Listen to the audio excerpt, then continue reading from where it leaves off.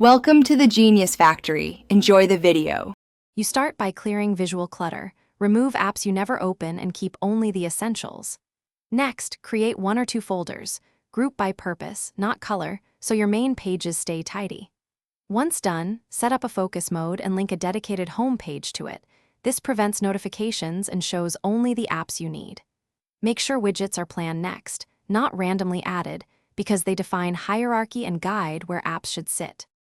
Now organize the layout. Put 1 to 3 useful widgets at the top so they anchor the page. Then arrange app icons in logical rows, productivity on one row, social on another, so muscle memory finds them quickly.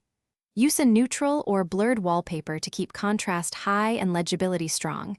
This makes icons and widget text pop.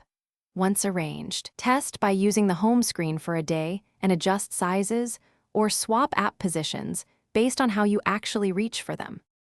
Finish by adding shortcuts for repetitive tasks so one tap handles many steps. Place those on the dock if used often.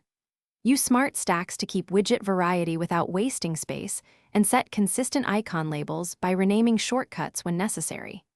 If something goes wrong, icons move or widgets vanish.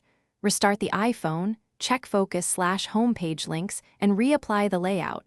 This resolves most glitches. Make sure to back up your home screen arrangement in settings if you want an easy restore. Thanks for watching. If you found this helpful, don't forget to like and subscribe.